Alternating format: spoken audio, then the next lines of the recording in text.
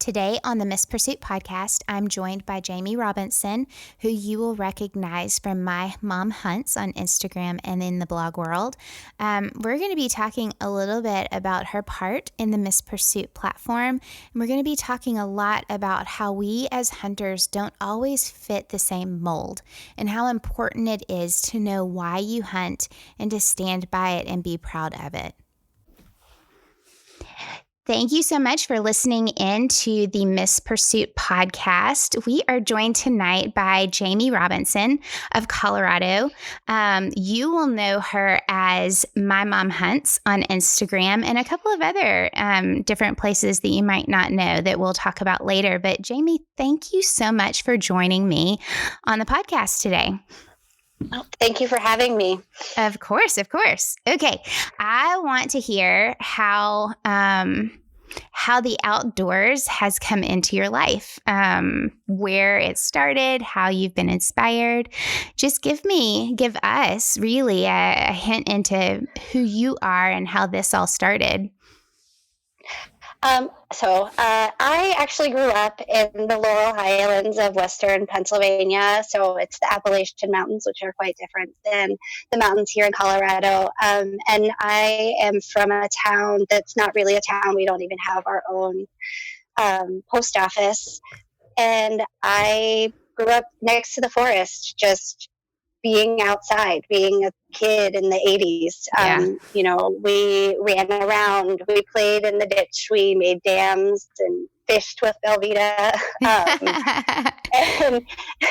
My dad was a hunter and my brother was a hunter. And I just there was a big, I don't know if we call it a knob here, but it was a big hill behind the house. And my cousin has a farm, so it was corn and alfalfa. And I used to just go sit and watch the deer come in.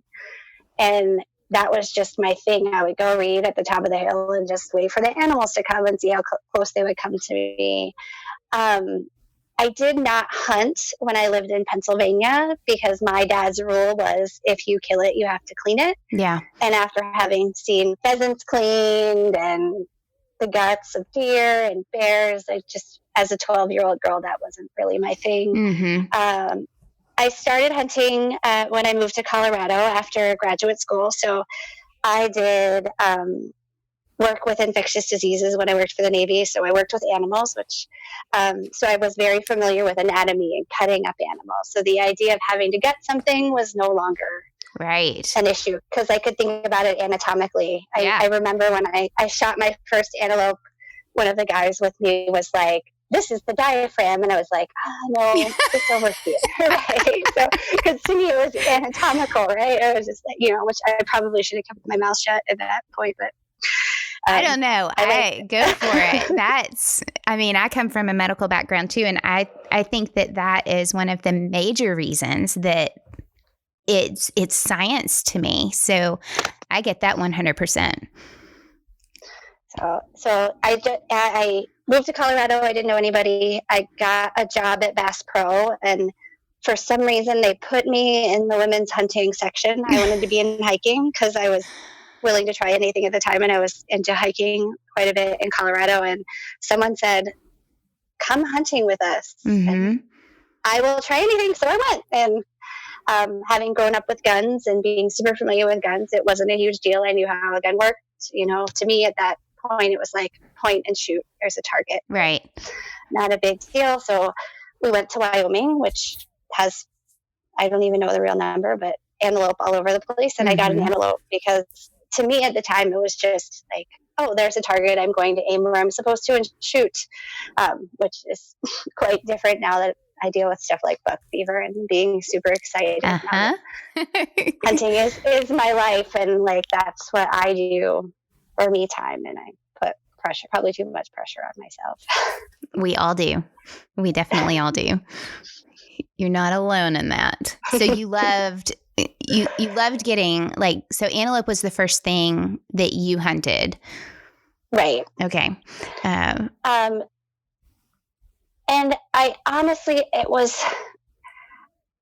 am a chronic rule follower. Mm-hmm. And on that first hunt, one of the guys shot 2 antelope. Mm.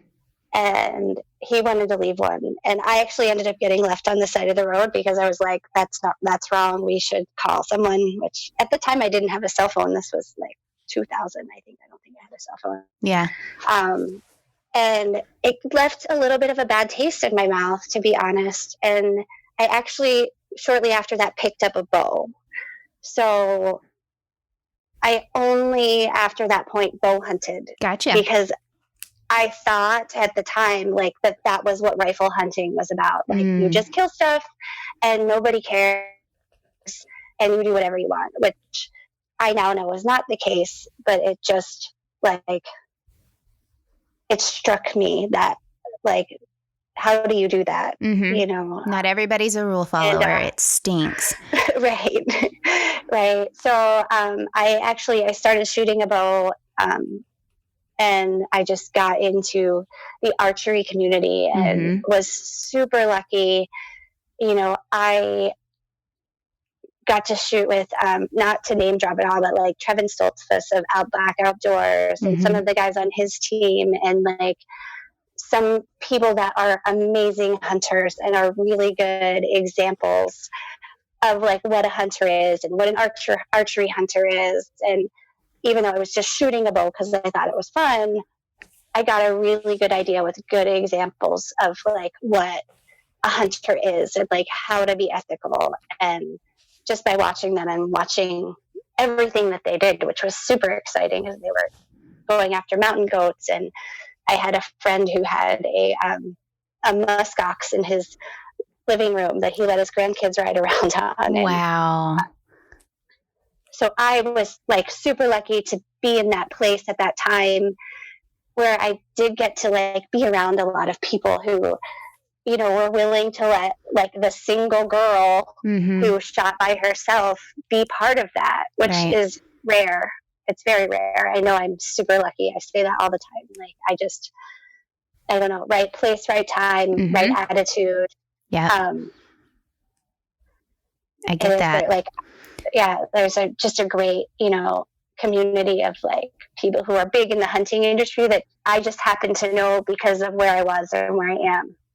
I think that you say you're lucky, and I think that it is a little bit of right time, right place, but there's also, you didn't have to take the step forward. So I think that I'm constantly reminded, you know, you can be put into a situation that could go great, but if you don't yourself take that step forward, you'll lose that opportunity. So, it's taking what you're given and rolling with it. Going back to your experience with that hunter, there's a sense of, I mean, I've been in situations like that, not many, but where I was very uncomfortable and it didn't feel right. And I know the rules, and like you, I'm a rule follower. And there always seems to be a loophole when I'm being told it's okay, it's okay. Honestly, I will probably never hunt with those people again just because of that bad taste that it's given me. It makes me fear for me being put into that situation. Like I would never want to be seen as a person who takes chances and bends the rules. And so I get where you're coming from on that. I hate that that was one of your first experiences. It's such a bummer to have that, but amazing that it pushed you into the archery community, because I love the hunting archery community. They're amazing. Absolutely amazing. I've loved every single archer that I have come into contact with.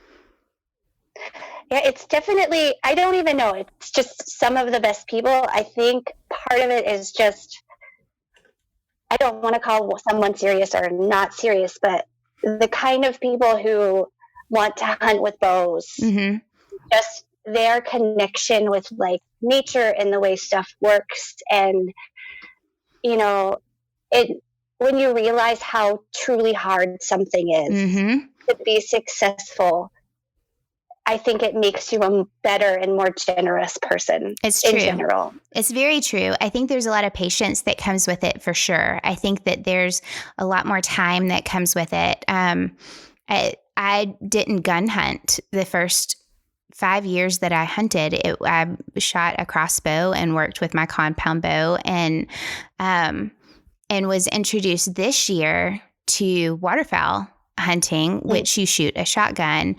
And I think I was expecting it to be easy. Definitely surprised that it was not. There's a different challenge to it, and it's a whole different aspect of it. But I still, I have not harvested with a rifle. And I don't think it's because I wouldn't. I think it's just the opportunity is not there. And I really do love, like you said, being a little bit closer to nature. And it takes me back to when you said, when you sat up on the hill reading and seeing how close the animals would get to you. And I love that part of archery hunting. It can really stink when you're found out, but there's a whole lot of joy and pride that comes when everything connects. It's pretty neat. I agree.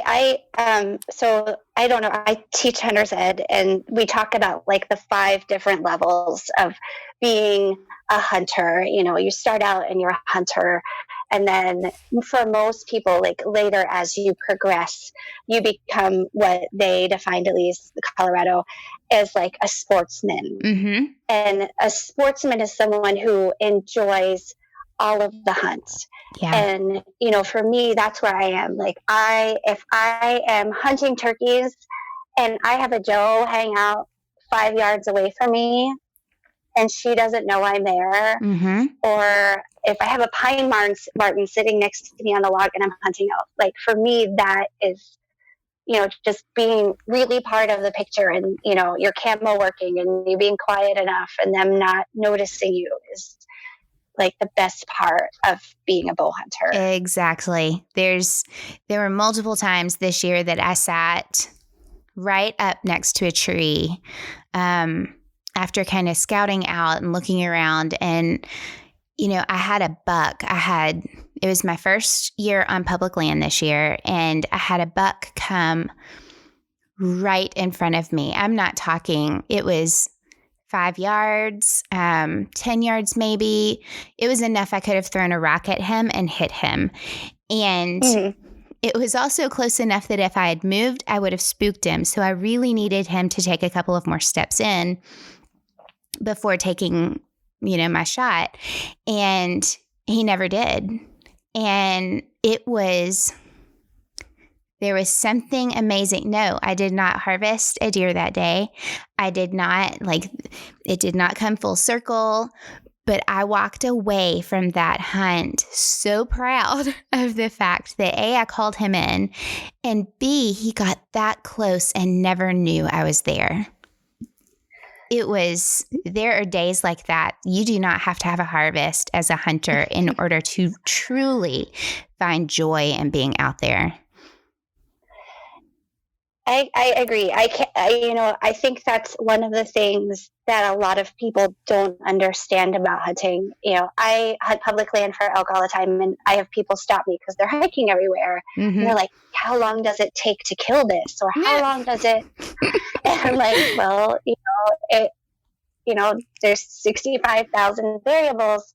But I think as hunters and people who put ourselves out there, that there is like a pressure to perform, right? Like, and the idea of what success is so different for everybody. It's true. And that is really hard as a new hunter, to see. I live in Colorado. I know a lot of people who are super successful, and it was so hard as a new hunter to be like, everybody kills stuff but me. Like, why am I not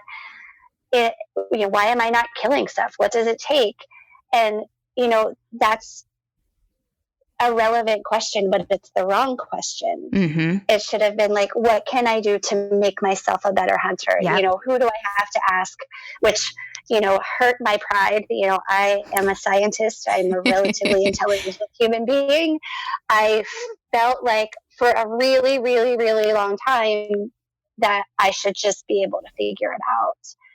And then and only in the last few years, I was able to eat my pride and say, I need help. Mm-hmm. And even though I was doing everything that I saw other people do, right? I saw them doing it. I'm like, oh, this is what they do. I can figure it out. I'm smart.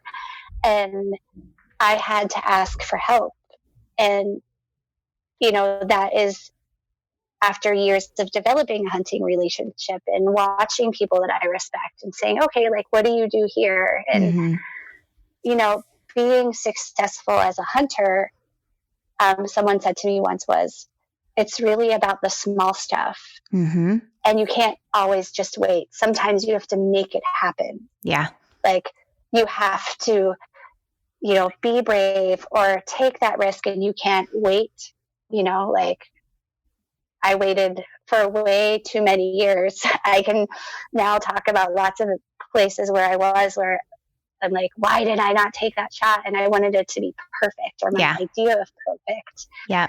But I just didn't know, because I didn't I had people that would go hunting with me, but we would go our own way. Right.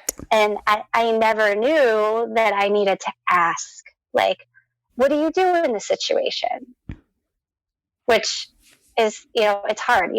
Hunting relationships are very hard, especially, I don't want to say especially as a single woman, but as a single woman, there are stereotypes, right? And there are, there are situations that are not ideal. And, most of my hunting buddies are married, and their wives don't all like that. Right. And right. that's a, over many years, they know and accept me, and they all know that I am crazy person and all I do is hunt. And, they can understand that, I more than once said, 5 days in, nobody is sexy anymore. We all smell like a foot, but it is, and it, it's a time thing.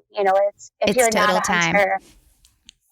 a hunter, if you're not a spouse, you might not get it, mm-hmm. and you don't understand that time away and what that means. Yeah, it's time, it's respect, and it's trust. Those are the three things that, as a woman coming into the hunting community, you have to roll with. You have to understand that it's going to take time. You have to understand that you're going to have to respect the views from other people, whether it is a spouse of somebody that you're hunting with or, a non-hunter.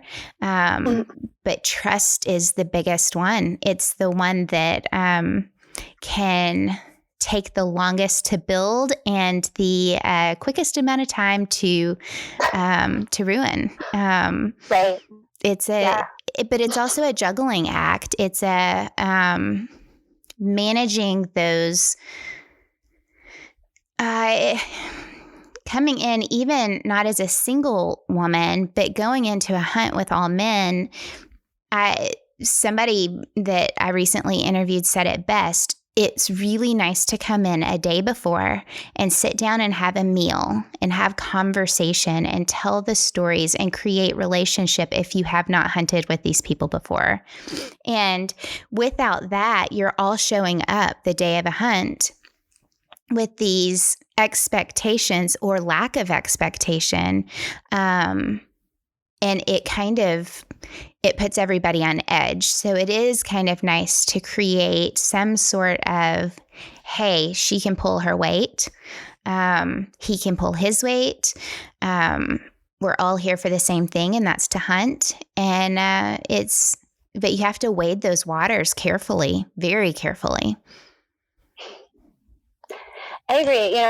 I have often been on hunts where I'm the only woman, and, I will go with my hunting buddies, and they will say, my buddy Jaimie and I are coming. Uh-huh. And then he shows up with a girl. And it's And they're like, oh, Uh-huh. like, you're a girl.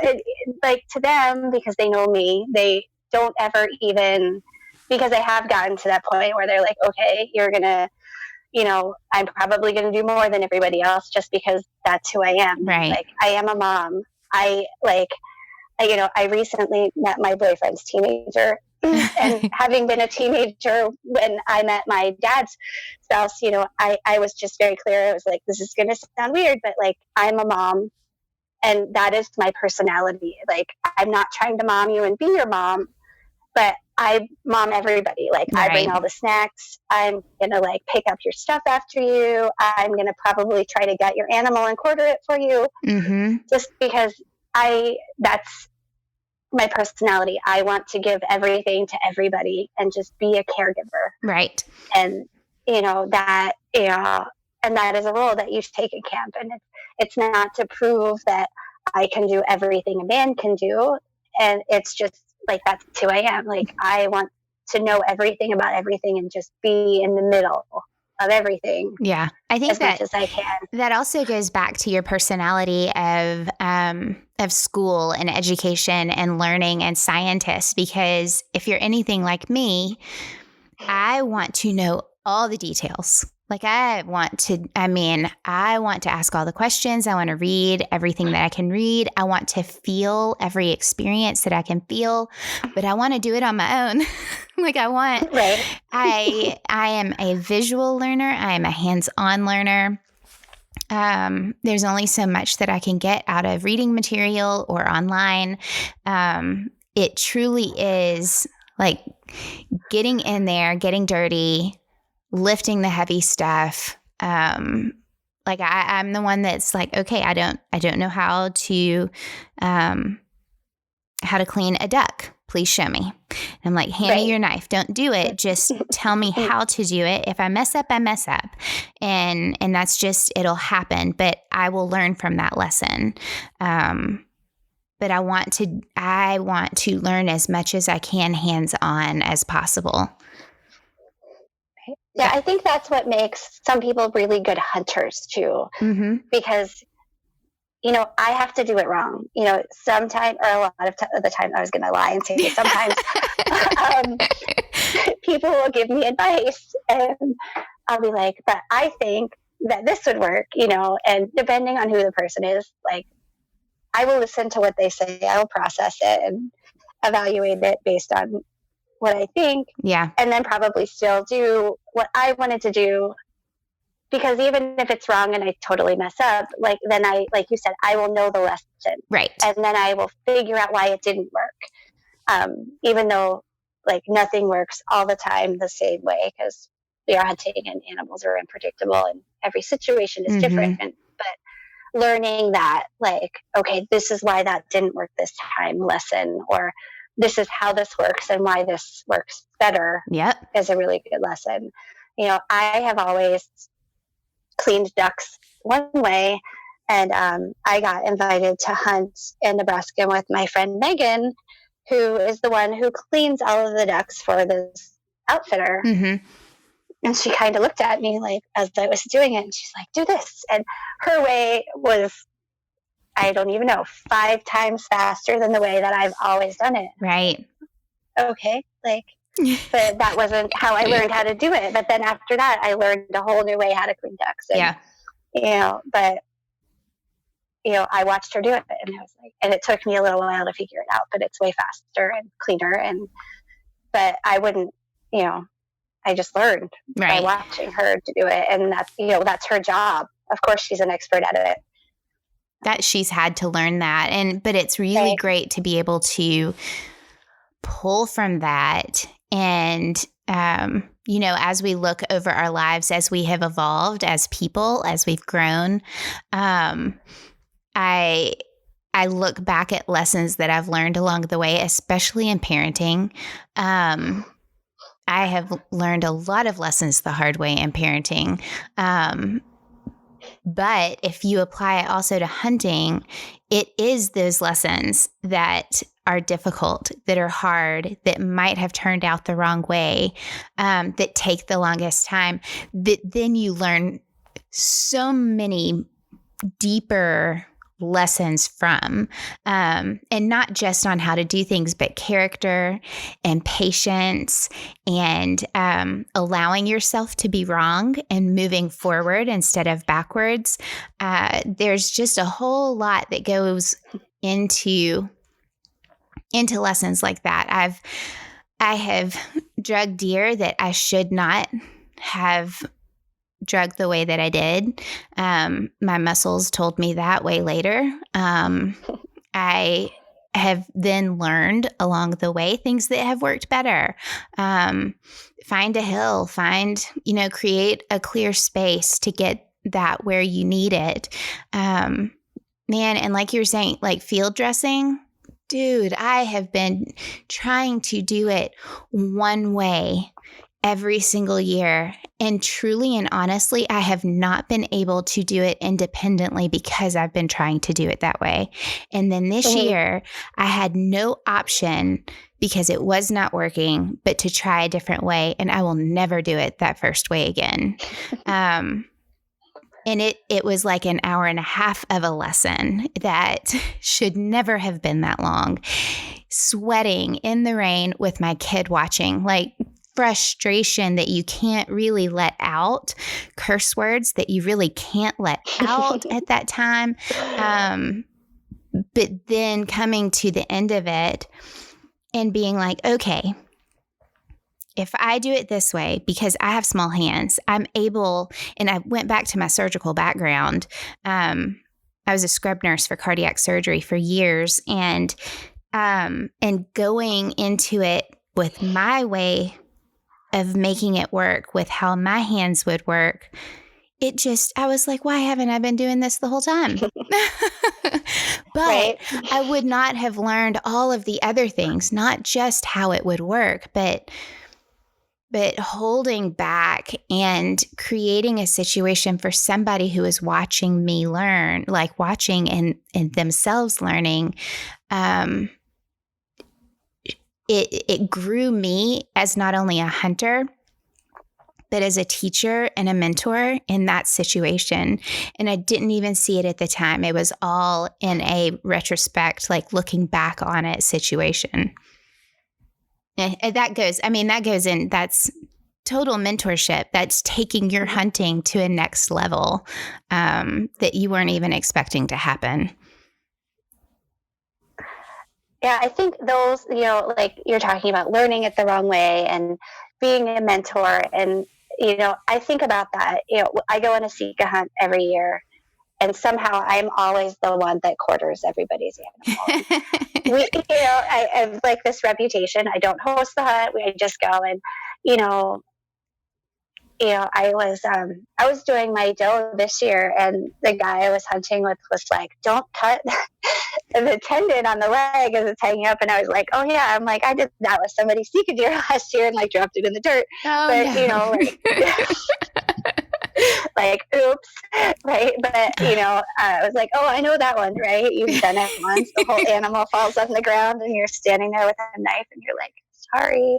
Yeah, you can't hand that off. You cannot pass that responsibility off. It's not my fault. I didn't see what happened.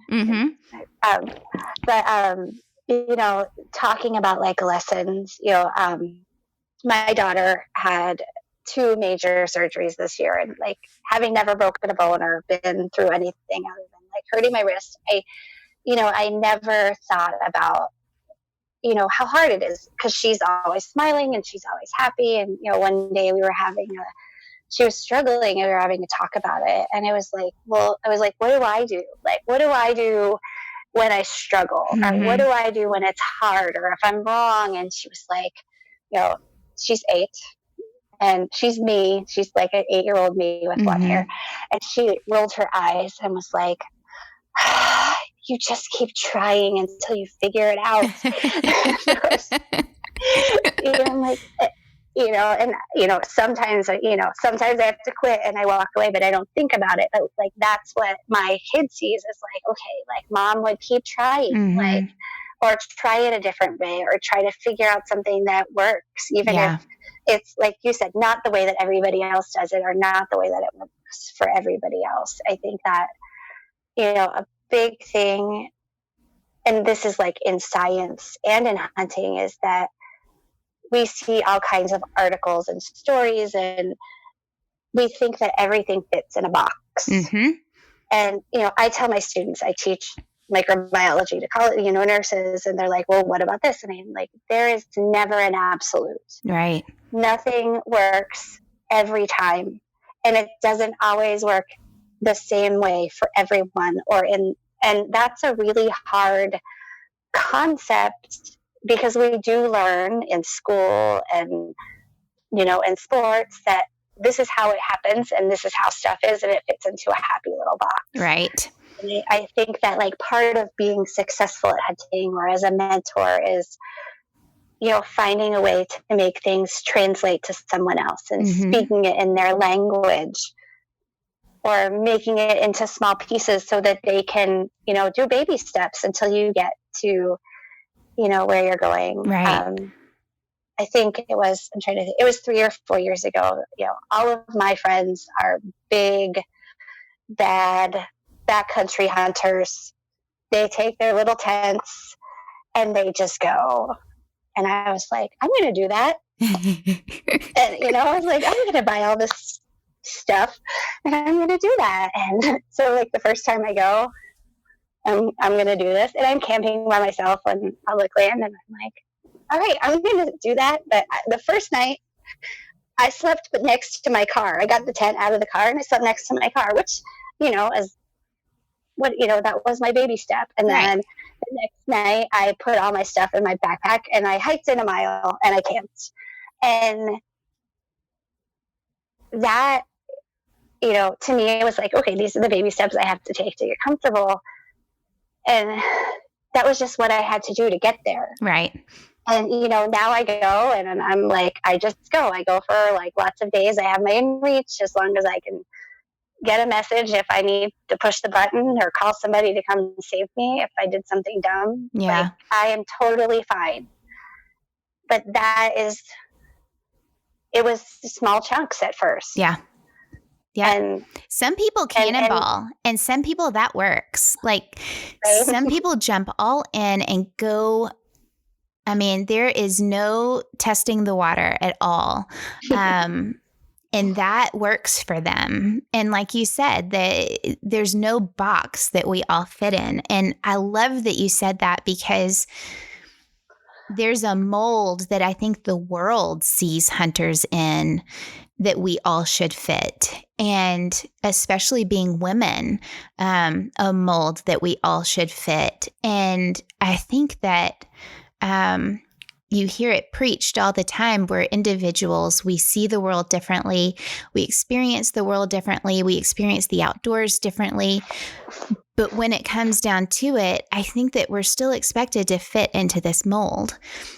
And by golly, that is not how it works. And I'm so glad you said that, because somebody could be sitting there going, well, this should be working. I am doing it exactly like somebody does, and it works for them.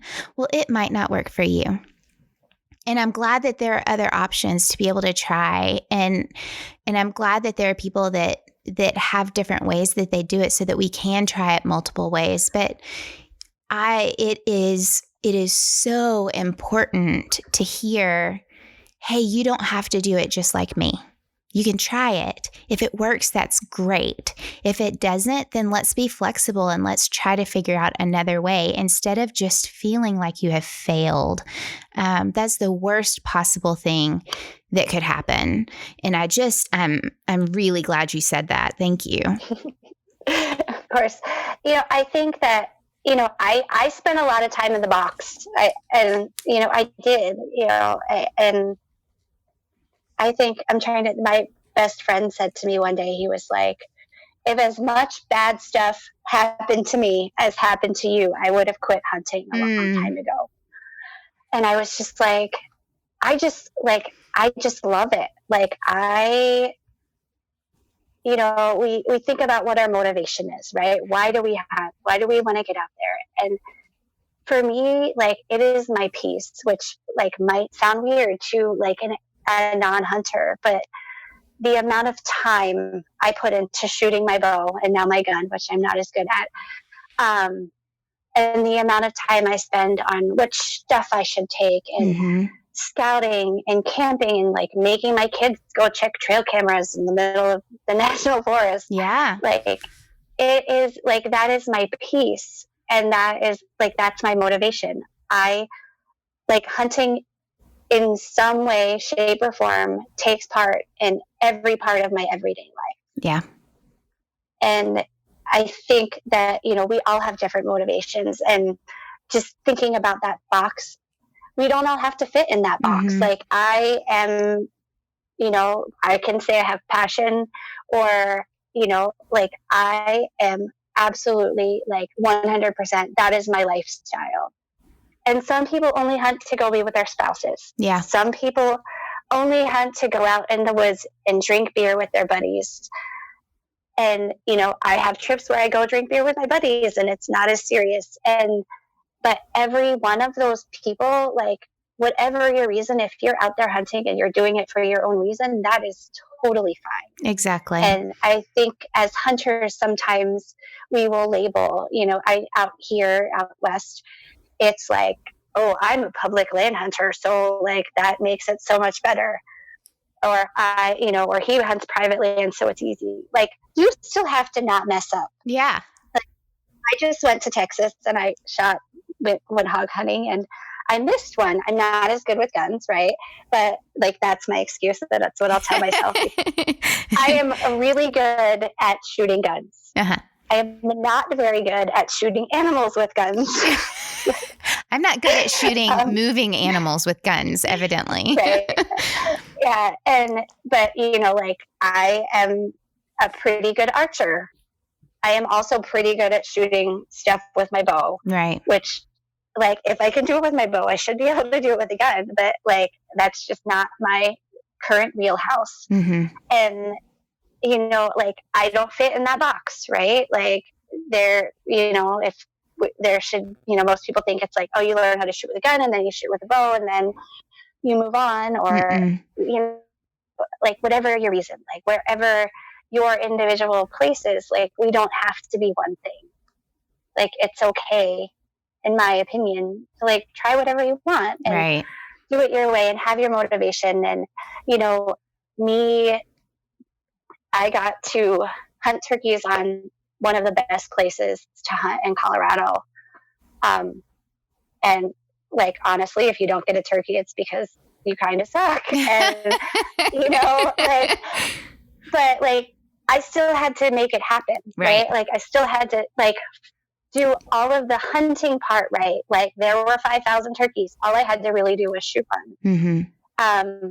The same amount of skill goes into like, because my friend found them, we're hunting a place where he works, he runs the ranch, he did the scouting part, right, which is a little easy because there's so many. But does that make me a better hunter or a worse hunter than somebody who goes on public land and knows where they are? No.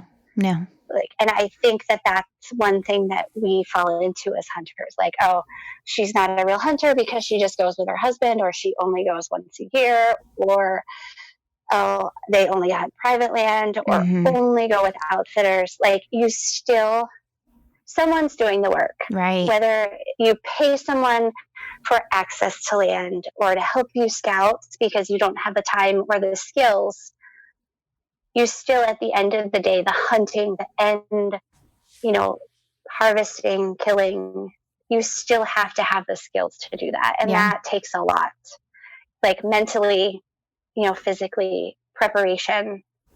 Some people are totally lucky. I want to throw that in there, but there's still, there's still something that goes into that where no matter where you're hunting or your motivation, like there is still something to, being able to do it. It's true. You still have to make that choice.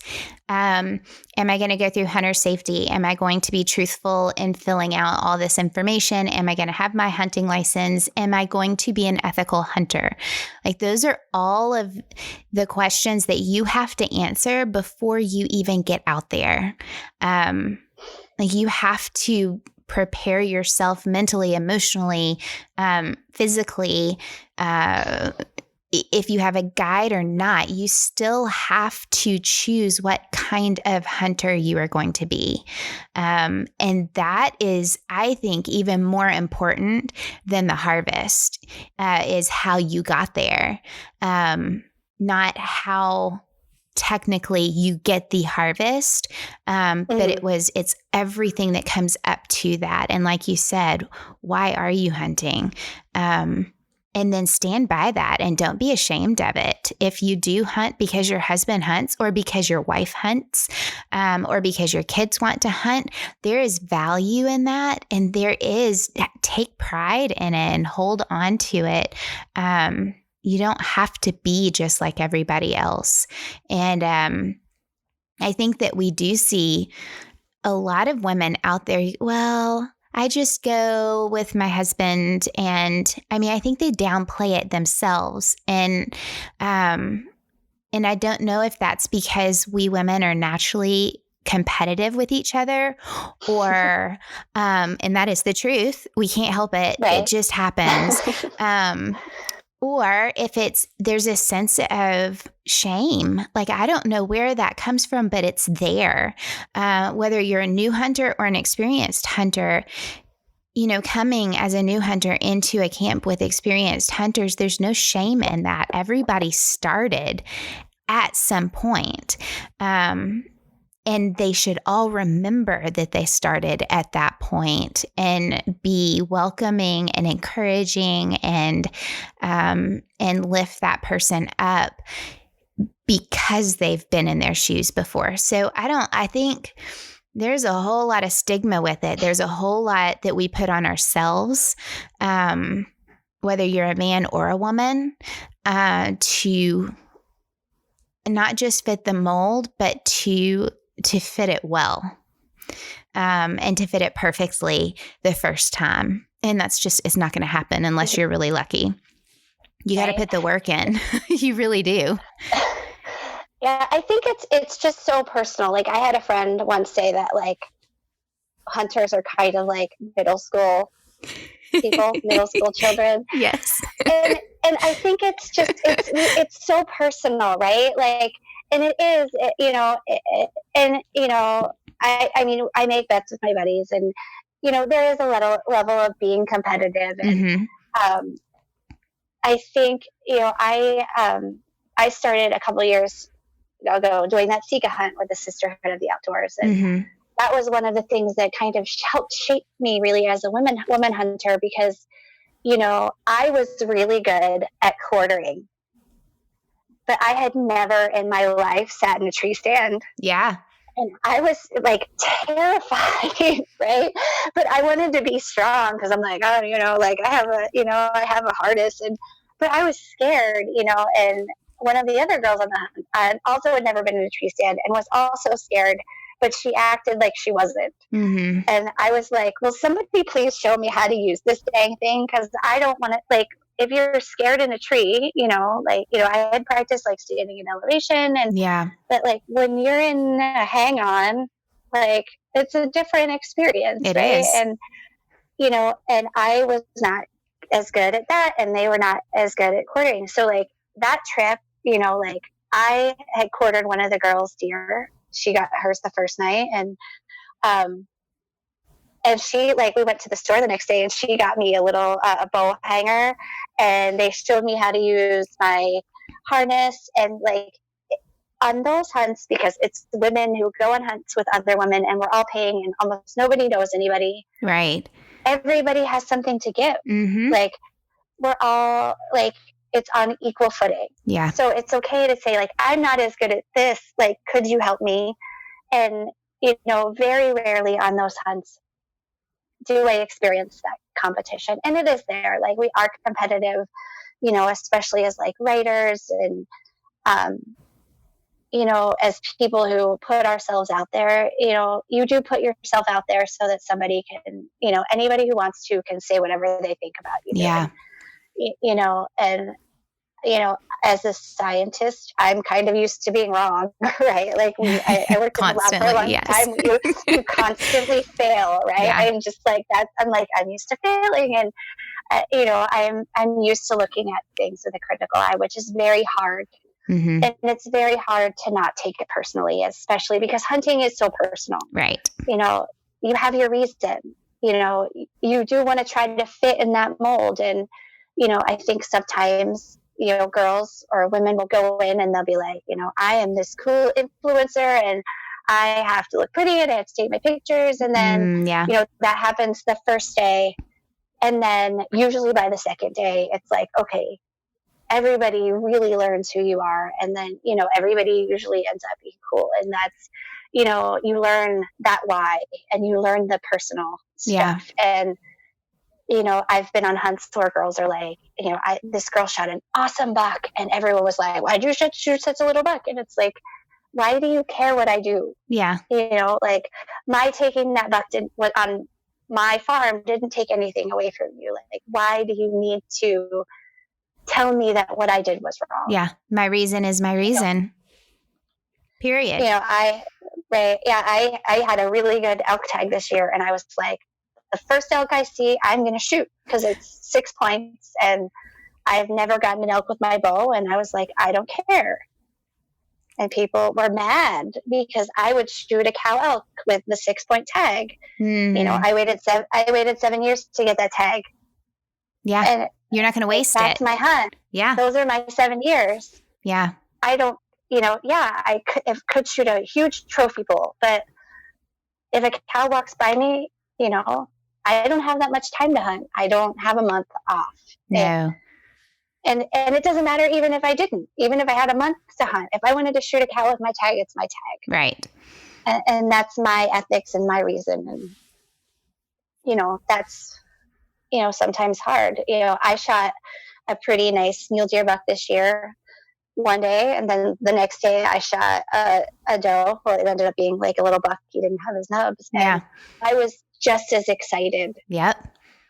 Like both times I thought I was going to throw up in the bucket in the tree stand. And it was, like I spend a lot of time, and it is like it's emotional, It and is. people don't get that, and that's my response. Like not that I was excited to have what it takes and to get over the buck fever that I had the year before, and work hard. And I luckily have a full freezer right now because I worked hard and I was able to be in a good place.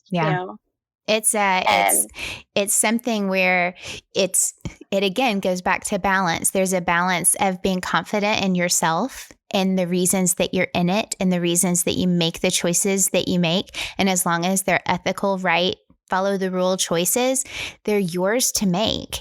And there's the balance also goes to other people that you have to respect that. You have to respect meat hunters. You have to respect East Coast tree stand hunters or whoever. Like, you've got to respect, because honestly, no matter where you are or how you're hunting.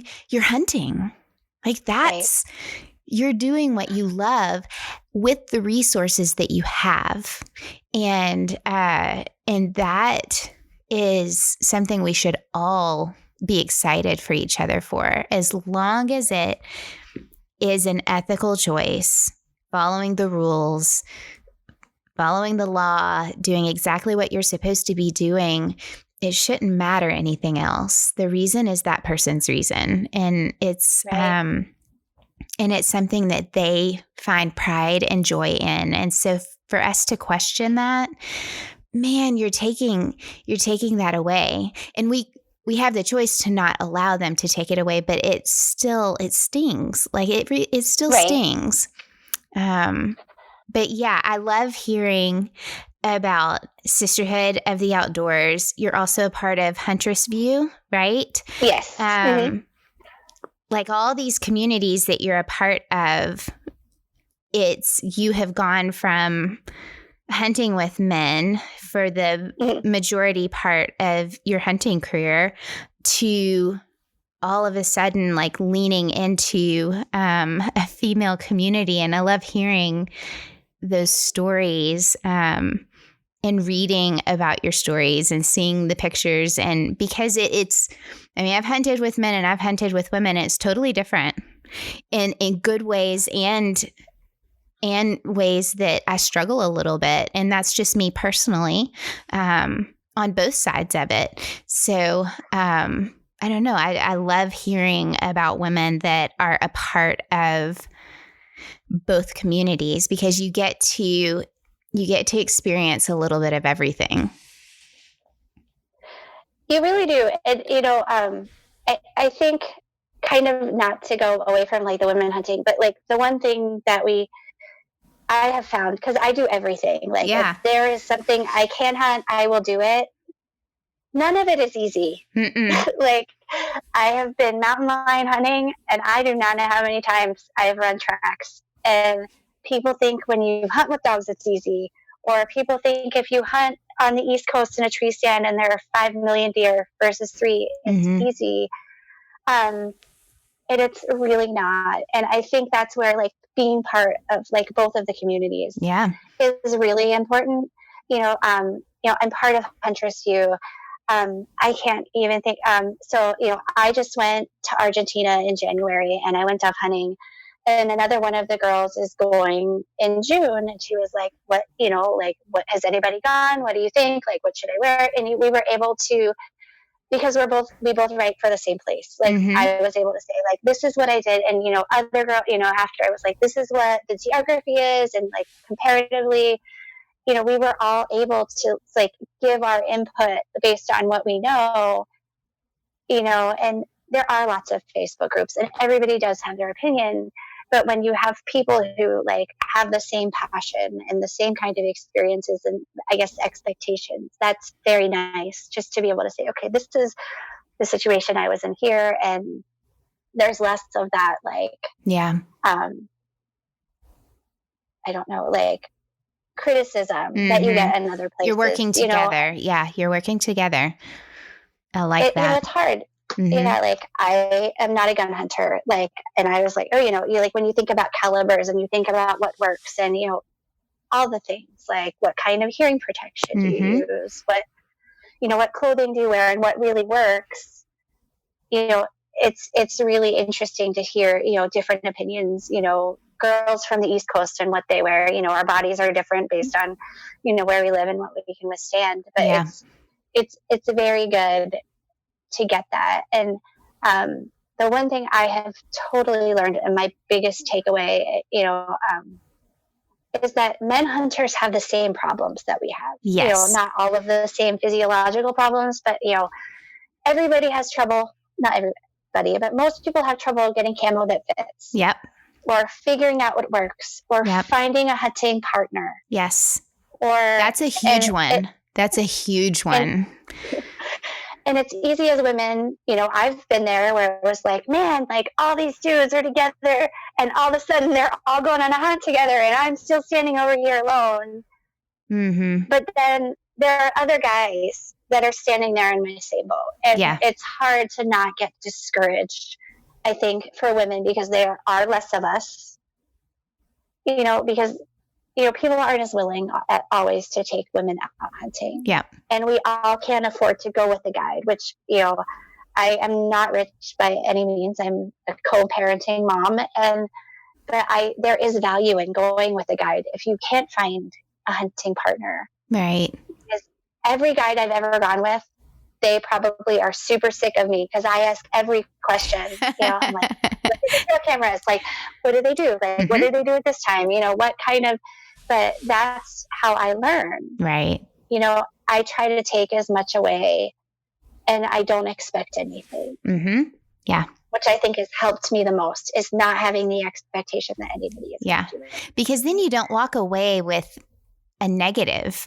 I mean, there are goals that you have, but I think having goals of growth versus an end result of a harvest, I think that's a a better mindset to have, just because, and I'm not by any means saying don't hold that lower than you should have. Like, your expectation shouldn't be low. Your expectation should be high in how you grow.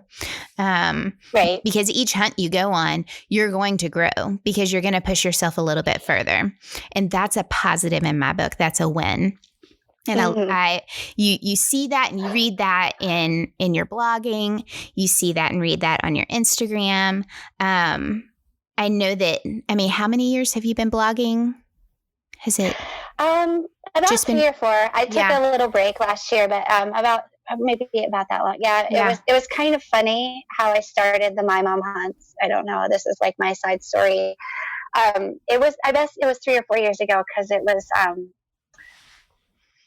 when I started doing the backcountry thing. Yeah. Because our power had gone out and my kids needed lunch. And my then 2-year-old was like, "It's so good that you hunt, Mom, because you have all the stuff so you can cook food in the house when we don't have any power." Mm-hmm. And he was like, I think he had said to one of his friends, he was like, they were playing a boy hunting game with guns, and he was like, "My mom hunts deer, but you have to have a bow for that." And so that's where the My Mom Hunts comes from. That is awesome. My mom hunts. I was wondering, because it kind of felt like it had to have come from somewhere, because it wasn't you talking about your mom. So it had to have come from one of your kids. And so I love that you told that story, because it does give it gives a background and a depth to where you're coming from. And I know that Carly with Miss Pursuit saw that as well when she asked you to come on and start writing for her. And I think that was a smart move on her part, just because some of the things that I've read, and I think that it was a smart move, and I'm glad that you're a part of it. Thank you. Yeah. A lot of it is, a lot of my lessons you mentioned, come from my children. Mm-hmm. I have learned to be so much more open, with hunting, because a lot of people see a stigma, and then, one time we were at Rocky Mountain National Park, and they were doing a bear presentation, and it was the summer, and we were also putting up trail cameras, and we had caught a cinnamon bear on the trail camera every day. And so we're at the bear presentation with all of the other nice families. And my kids are both like, "We got a cinnamon bear on the camera. My mom's going to shoot it with a bow." And it was us and a bunch of people from California. And I'm just like, "Oh my God." But they are not ashamed. No. They are so proud that they know where the food comes. And, I do. I very rarely, even in my life, I'm a teacher, I'm open about it. We talk about CWD in in my classes, and they ask me, and, and I'm very, I am a hunter, and I'm not putting that on you, but this is why I feel how I feel about it. Right. And I think having that honesty and just being like, okay, this is what I do. I understand that maybe you won't like that, but and that's okay. Where I get my food, and Right. that's okay. And you don't have to like it. And, you can do what you do doesn't take anything away from what I do. Right. And vice versa. And it sometimes is uncomfortable as a mom, and your kids are telling all of the other people about That's how true. we're going to shoot the cinnamon bear. And but it, I think that has shaped who I am as a hunter, just because being open, it makes you more open to even trying stuff that you might be afraid to try, because you might not think you're good at it. I agree. I think being a mom also gets you prepared for that, for sure. Right. I remember when my son, went through the phase where he had to know who had a penis. And, right. Oh my gosh. Being in healthcare, we've always called it that. We've always called parts the parts that they are. And so he went through the stage where he would ask every single man, "Do you have a penis?" people at the grocery store, people at the car wash, people at the gas station. And it was really funny. Like, it became, at first I was really embarrassed, and then it kind of became a social experiment on the responses that we would get. Whether it be, complete shock and I don't know what to say to your child, to a person who probably has green kids who said, yes, I do. Just matter of factly, which is the perfect answer. And so it was, you get prepared for all sorts of different experiences and situations by being a parent. Whether you're a dad or you're a mom, because you're going to get it on both sides of it. Right. But I think that me being a mom and being in the hunting community, there's a lot of overlap in how being a parent has prepared me for being in not just the hunting community, but in the outdoors. Because I think that before I had kids, I think I thought I knew everything. And I am reminded every single day that I don't know how to be a good parent. And I'm always questioning. And I think that carries over definitely into my hunting, because I am reminded every single hunt that I am not the perfect hunter. I am humbled many, many times, and I'm grateful for that, because it keeps me grounded and it keeps me striving to be better. And so I don't know. I love, again, you evolve over time. You grow over time, whatever circumstance, whether it's school, military, marriage, relationships that work and don't work, friendships, like all of those things prepare you for who you are today. And it carries over into every aspect of your life, for sure. Right. But yeah, I'm excited. I'm excited to see how your part in Miss Pursuit is going to flourish, is going to help those who are just behind you, whether they're new or just slightly behind you in their hunting career. I think that everybody has something, like you said, that we can learn from. And so I'm excited to learn from you. And just to see how this community of Miss Pursuit grows. I don't know. It's an exciting thing. It's very exciting. Like, I think we all, I think when you pick a diverse group of girls, like or women from all over the place, I think, we can do that. We can learn, we all have different skills. We all have a different outlook. Like, we have a different start. And, what you said about being a parent, like, the biggest thing I've learned from being a parent is what a giant pain in the butt I am, because my doctor is me. And like, how to be a better person, like when you are molding a life, or when you're mentoring someone, you're teaching them your ethics without even saying it, right? And you are giving that message. And, sometimes I have to check myself. I'll be like, I shouldn't have done it that way. And, as a parent, that's the perfect opportunity to be like, okay, I apologize to my kids. I will be like, I am sorry. I should have not handled it that way.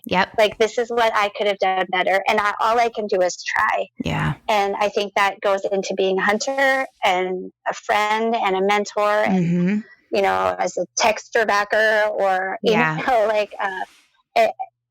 we all have 5 million things going on in our lives. And I think it's easy to forget, like, number one, that it's not always about us, and whatever people say on the internet isn't about us, and we shouldn't take it personally. Right. And, sometimes you have to remember that maybe something you said might have stepped on someone's toes, even if it was, whether it was intentional or not. Right. And, and you need to be able to, like, sometimes I'll say something and someone will say something back and I'm like, I don't know, maybe I'm wrong. And then I will go read 85 things and be like, okay, yeah, I was wrong. Yeah. Like, I could have done this better. Yeah. And that's part of, I don't know, being a parent, like being a teacher, being a mentor, like being able to say you were wrong and fix it is like one of the most important things I think we can all do, from like learning from each other and being in a diverse group of people, like learning to look at those different aspects. I agree. 100%. Hey, tell people really quick how they can follow you, how they can ask questions, or how they can read. Like, they know that they can find you on Miss Pursuit. You're going to be blogging, writing articles, that kind of thing for Carly and the Miss Pursuit platform. But how else can they follow you? Okay, so I have Instagram. So I'm My Mom Hunts on Instagram. I do have a My Mom Hunts Facebook page. I'm working on being more active, and that links to my blog on Blogger for My Mom Hunts. Okay. And I also write for Sisterhood of the Outdoors sometimes, and also at Huntress View. Okay. A great group of girls. That sounds great. Hey, I mean, seriously, thank you for hanging out with me. I have loved this conversation, and it has meant a lot to me. So I hope that whoever else is listening to it, they will probably say the same thing. So thank you for your time. It is truly appreciated. Thank you for having me. You are welcome. Okay, so make sure you follow Jaimie on Instagram at My Mom Hunts, Facebook, My Mom Hunts. She has a blog on Blogspot, which is also My Mom Hunts, but she also writes for Sisterhood of the Outdoors. She is on at Huntress View on Instagram, and yay, she is joining us on Miss Pursuit, writing articles. So make sure that you follow her in all those places.